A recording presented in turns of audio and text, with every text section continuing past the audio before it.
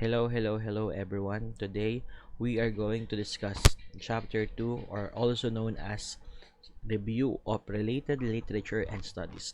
To my students, nawa ay matapos nyo to at kung sakaling kayo ay may questions, huwag mahiyang magtanong kay sir at panoodin itong video na to para mas maliwanagan sa ating discussion regarding Chapter 2. So sabi ko sa inyo dati, Chapter 2 isa sa pinakamahirap na gawin. Siya ay nasa hard, pero kayang-kaya natin yan once na malaman natin itong ating mga gagawin dito.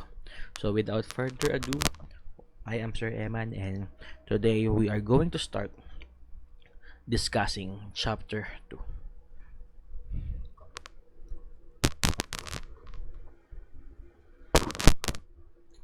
Okay, so once again, the name of Chapter 2 is Review of Related Literature and Studies. In Chapter 2, there are three major things that we must accomplish. Number 1 is the Review of Related Literature or RRL and Review of Related Studies or RRS. After those, we are going to proceed with the synthesis. And those are the three things that we are going to learn today. So let us talk first. The meaning of RRL. In the review of related literature, it involves the systematic identification, location, and analysis of documents containing information related to the research problem. In this part ng Chapter 2, as a researcher, ang pinakatrabaho natin is humanap ng mga kwento na related sa ating topic. Sila ay pwede mga documents or mga informations na related dun sa problem na meron tayo. Yun ang uniqueness ng isang related literature. Sa isang related studies naman or RRS, an RRS is a review of all the studies around a particular research problem. An RRS helps justify the need for studying the problem in the first place. Studies involve actual experiments and or data collection and analysis. Therefore, an RRS only includes empirical studies, experiments, and research findings. Dito naman class, sa tinatawag nilang RRS, alam ko itatanong nyo to in the future, ano ba ang kaibahan ng isang RRL at RRS? Pag sinabi natin class na RRS, sila naman yung mga article na nagawa siya dahil siya ay bunga ng isang pag-aaral. Siya ay pwedeng dahil sa isang experiment, isang survey, or isa ding research. Kaya nga dito, ang hinahanap natin ay mga pag-aaral or studies na ginawa related sa ating topic. Yun class, ang kaibahan ng dalawa. RRL, mga kwento. RRS, mga pag-aaral na ginawa related sa ating topic. Ito naman class, ang mga dapat nating matandaan or things to remember kung tayo ay gagawa ng isang Chapter 2. Number 1 is always use citation. Base sa ating pag-aaral, ang citation, ginagawa siya to give credits to the author, maiwasan ang plagiarism, at marami pang iba. So always remember class to use citation for number 1. And in number 2, in gathering information, choose a year that covers the span of 10 years from now. For example, kung 2024 ngayon, dapat yung research years natin hanggang 2014 lang ang ating gagamitin. Kung sakaling siya ay 2025, edi hanggang 2015 naman. So, dapat at least 10 years ang kanyang update. Number 3, search at least 20 articles for each related literature and related studies. Sa panggagawa natin ng mga RRL at RRS, at least makahanap tayo ng 20 na articles bawat isa. In total, sila po ay 40 articles. So, talaga, yung iba, ang ginagawa nila ay 25 each. Pero sa atin, dahil first time naman natin, kahit at least 20 each muna. Number 4, in getting the information from your source, aside from citing the author, paraphrase the statement. Kung mapapansin nyo, naka-bold dito yung word na paraphrase. Pag sinabi class natin na paraphrase, yung mga nakikita natin sa books or internet, hindi natin siya basta-basta ika-copy-paste lamang. Instead, ang gagawin natin doon is, kukunin natin ano ba yung summary niya. Pwede natin siyang paikliin, pwede natin siyang pahabain using our own words. So, yun yung tinatawag class na paraphrasing. Hindi basta-basta copy-paste only. Okay, number 5. Balik tayo sa citation. Sa pagsa-citation naman, di ba alam na natin, ito yung pagbanggit kung sino ba yung author. Lagi nyo tatandaan na ang ginagamit lang natin sa APA or sa APA ay yung apelyido na lang at saka kung ano yung taon. Like this one. Pwede rin tayong magdagdag ng according to, as stated by, as mentioned by, and many more. Mag-search na lang kayo sa internet or magbasa-basa kayo ng mga example research natin sa ating paaralan. Yun ang sa citation ha, huwag kakalimutan. Number 6 natin, sa citation kapag may dalawang authors, lagi natin tatandaan, apelyido ng author na una at apelyido ulit ng ikalawang author. Dadagdagan lang natin ng N tapos taon. Number 7, kung meron naman tayong 3 or more authors, kunwari I.C. Badjola, Umilda Albrando, ang dami niyan, or 5 or 6, instead na comma and N ang ilagay natin, gagamit tayo class ng salitang et al. Just like this one. Badjola et al. 2020. Et al. Na may tuldok. Ibig sabihin class nung et al. And the others. Ngayon, sir, bakit naman si Badjola ang nasa una? Sa paggagawa ng et al., ang lagi ninyong ilalagay sa pangalan or author ay kung sino yung nauuna sa mga authors. Kasi commonly, kung sino yung nauuna, ibig sabihin nun, siya yung pinaka-main author. Siya yung pinaka-madaming naiambag. At bilang isang pagpupugay sa kanya, siya yung ating dapat na mas kilalanin. So, in this example, Badjola na una. So, Badjola et al. 2020. Okay, class. Now, dumako na tayo sa panggagawa ng chapter 2. Sa chapter 2, or let me read number 8.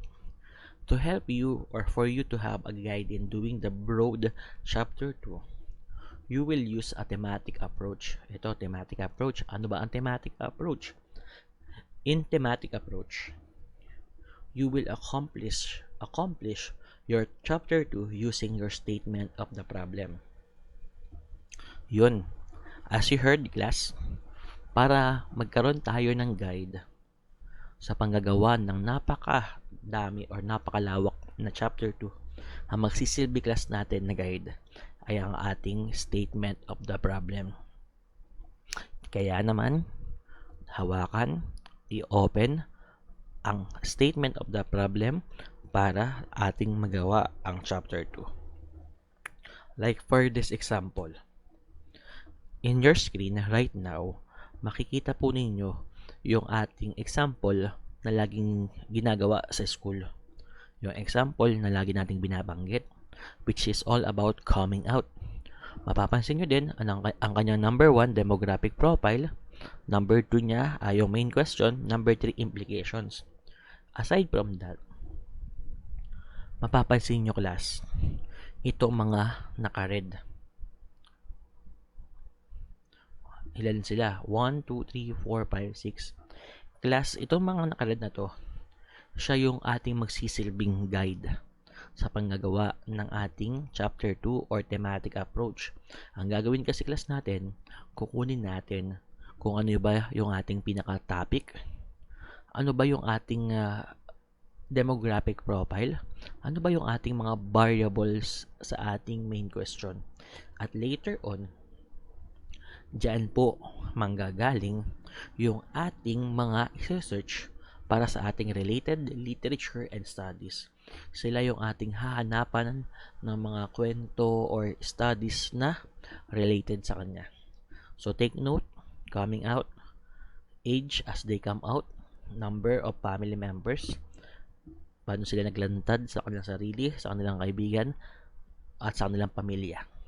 Take note of that. Ngayon, in this example, magkakaroon tayo ng parang main research. Sa isang chapter 2, nandyan po yung chapter 2 title, Related Literature and Studies. Nandito rin yung introductory statement, etc. etc. Ngayon class, dadako na tayo muna ay sa related literature. Dito natin gagawin yung sinasabi ko sa inyo kanina na at least 20 articles. Ngayon, mapapansin nyo, sir, bakit kaya may mga naka-bold na dyan sa taas? Meron na mga naka-highlight na subtopics. Class, once again, sila yung magsisilbi ninyong guide. At siya ay galing sa inyong statement of the problem. This one is from your topic. These two, the age and the family members, from your demographic profile. Self, family, friends, mula naman sa inyong main question. So, at least, hanap tayo ng dalawang articles about our topic. Pwede ninyo ditong i-define ano ba yung coming out. Pwede ninyong sabihin bakit siya mahirap gawin, bakit siya madaling gawin. Anything na inyo masesearch na related sa inyong topic. Dito naman, sa ikalawa, nakikita nyo age. Hanap naman kayo ng mga articles na may kinalaman sa ano ba daw edad commonly umaamin yung mga respondents. Ano yung common na edad nila, ano yung common na edad na nire-realize nila. At least 2 articles. Pwede pa kayo makahanap doon ng ibang related basta siya ay may kinalaman sa edad. Dito naman sa number 3, meron bang impact ang bilang ng pamilya? So, hanap kayo ng mga articles na magsasabi doon or anything na may kinalaman sa family and sa ating topic. Sa self naman, mapapansin ninyo, may 5 articles tayo, each self, family, and friends. Hahanap naman kayo ng mga articles na nagsasabi na paano ba sila nag-come out sa kanilang sarili. Ano yung nakita nilang hirap, ano yung naging technique nila, paano ba ito nagsisimula. Anything na articles, anything na literature, anything na document na nagpapakilala ng topic natin at nitong variable na to, pwede nyo siyang gamitin sa inyong RRL. Same naman with family and friends. Kapag nagawa nyo yan, at least mabibilang nyo meron na kayong 5, 10, 15, 17, 19, or 21 na articles. Medyo mahaba-haba na yan. Congratulations! Nakatapos kayo ng related literature. After ng related literature, dadako naman tayo class sa ating tinatawag na related studies. Gaya ng ating napag-usapan kanina, ang related studies naman ay mga pag-aaral na ginawa na related sa inyong topic. For example, sa ating topic na coming out, meron ba tayo na nakikita ng mga pag-aaral na ginawa regarding those or regarding that? For example, merong survey na nagsabi na 50% daw ng mga Pilipino ay takot kasi nga sila ay takot sa kanilang tatay, sa kanilang community. Yun ay isang related studies because siya ay galing sa isang survey.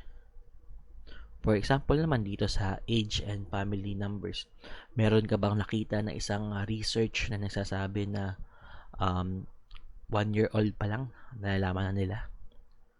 Meron bang ganong experiment na lumabas? Pag meron kayo nakitang ganun, or anything na pag-aaral na may kinalaman sa age at family members, pwede nyo siyang ilagay dito sa related studies.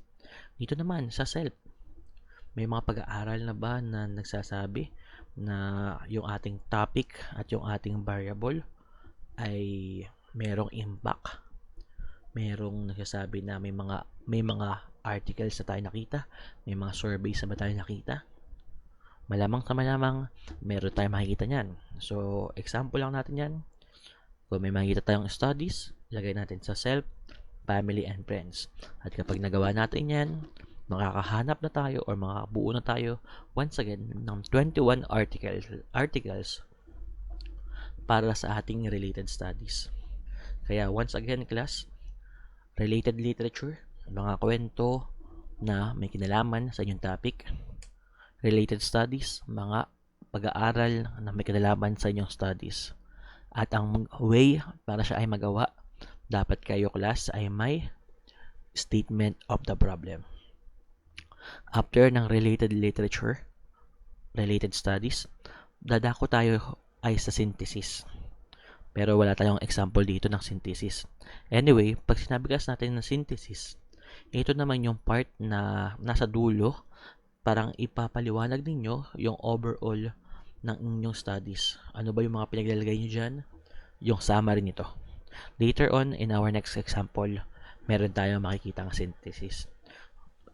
Now, let us proceed sa isang research naman ng isang ABM student last year, na Miss Ganaban, at siya ang ating gawing example. Itong research na to ay may pamagat na effect of monetary benefits on employees' engagement in Primex Coco products. Sa Tagalog, epekto ng pera na benepisyo sa engagement, sa pakikisali ng mga employee or mga trabahador sa Primex sa may Candelaria. Ang kanilang study, statement of the problem, ay sasagot ng number 1, demographic profile ay edad, sex, field of work, years of service. Sa kanilang main question, ang kanilang pinakatanong ay ano ba ang epekto ng pera na benefits or bigay sa kanilang productivity, satisfaction, motivation, retention. Kaya class, ang gagawin ninyo, once again, alamin ang topic, alamin ang demographic profile, alamin ang mga main question sa variables pala, alamin ang mga variables sa main question. At once again, sila ang ating gagawan ng chapter 2. Doon tayo magsisimula. Yun ang ating magiging guide.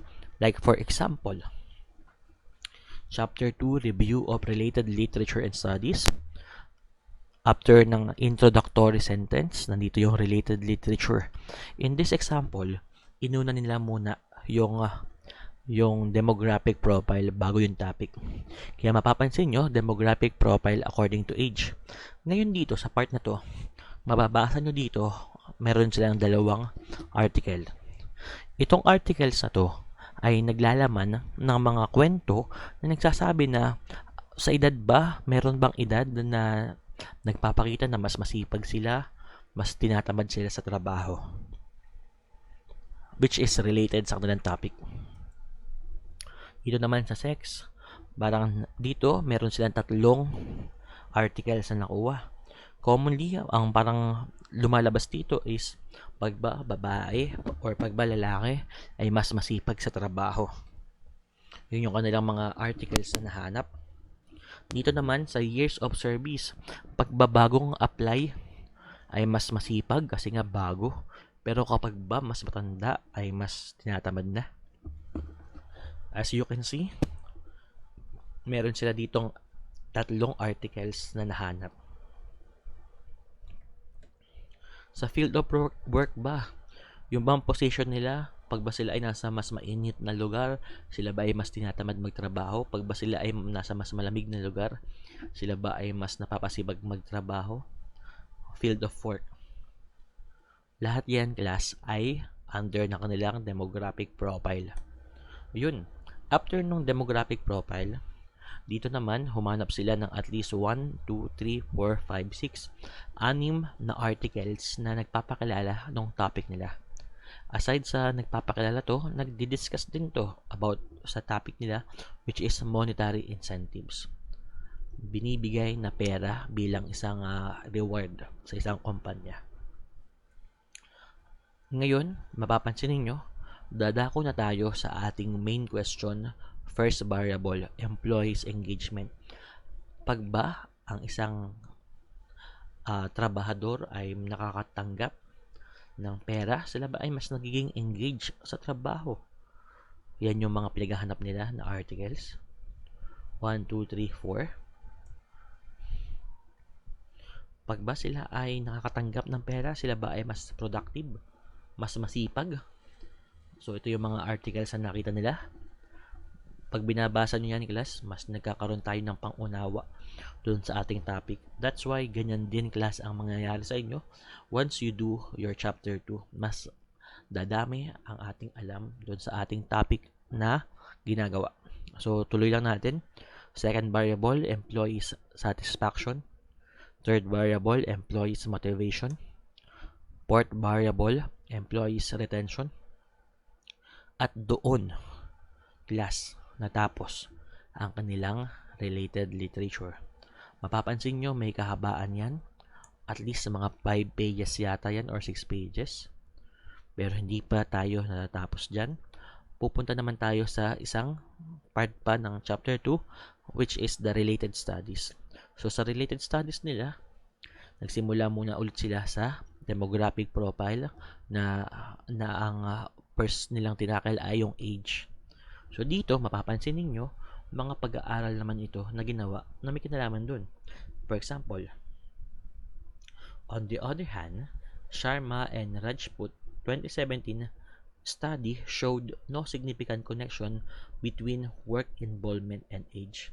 Itong statement na to, kasi siya pinakamaikli, kaya siya binasa ko. Siya ay mapapansin nyo, may nakalagay na study.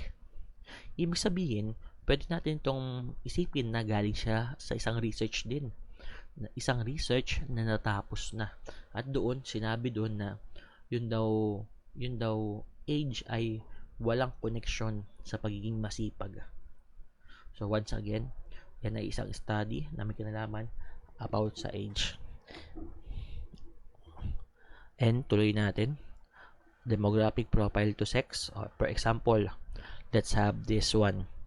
Gender differences have been found to determine the level of employee engagement and may have an important effect on it. Women are perceived to be more dedicated and believed to have fewer opportunities for advancement than men.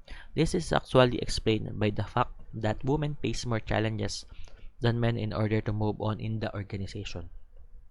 So, mapapansin nyo, even wala siyang nakalagay na study, meron naman siyang author, so pwede nating i-conclude na siya ay galing rin sa isang pag-aaral ni Gopinath 2017. Kasi hindi naman tayo pwedeng basta-basta na magbigay ng statement na hindi naman natin pinag-aralan. So, before masabi siguro itong opinion na to or itong statement na to, siya ay isang resulta din ng isang studies. So, bottom line, class, is lahat itong demographic profile according to field of work, years of service, lahat siya ay mga studies na ginawa na related sa ating topic. So, same format nung ating kaninang related literature. Dumako naman tayo sa topic nila, monetary incentives. Mga pag-aaral na ginawa regarding sa monetary incentives. And then, proceed tayo naman sa ating main question and the 4 variables. Mapapansin nyo, class, meron tayong mga column dyan or sabihin natin na bilog-bilog. Siya ay hindi ko lang na-edit. Pero sa tunay na chapter 2 ay walang ganyan ha. Wala silang bullets. So, employee engagement, pag-aaral na ginawa regarding employee engagement, productivity, satisfaction, motivation, retention. Yan, class. Kung mapapansin nyo, may kahabaan yan. Kayo na lang ang magbasa. Anyway, lahat ng naandyan sa related studies niyan ay makakasigurado ako na pinaghirapan ng researcher na gumawa nito. At siya lahat ay studies na ginawa related sa topic nila. Kaya, laging tatandaan, literature, mga kwento na may kinalaman sa topic nyo, related studies, mga pag-aaral na may kinalaman sa studies ninyo. At last part ng isang research, ang tinatawag nilang synthesis. Sa synthesis ay isa-summarize natin yung ating mga natutunan sa ating related literature and related studies. Just like this example. Meron silang at least one paragraph to summarize everything. Basahin nyo na lang. And the last part of chapter 2 is the synthesis. In this part, you are like summarizing your entire chapter 2 on what it is all about. Mostly, this will be composed of the own words of the researcher or researchers. Sarili ninyong salita. At that will be all. Thank you so much. Ayun, class. So, class, once again, ganun po gumawa ng Chapter 2 Review of Related Literature and Studies. Kapag may tanong kayo, balikan nyo lang tong video na to. And don't forget to like and subscribe para magkapera si Sarah sa YouTube. And kung nandito ka sa part na to, comment ka sa ating comment section para makita ko na talagang napanood mo itong video na to. So sa format ng pagko-comment, sabihin nyo yung inyong apelyido at close in parenthesis ay ang inyong section. At kung sino ang makikita ko doon, may plus. And that will be all. This is Sir Emmanuel Di Bajola. And time check natin, 8:55 PM ng October 25. So that will be all. And good luck and congrats sa part na to dahil natapos nyo tong video na to.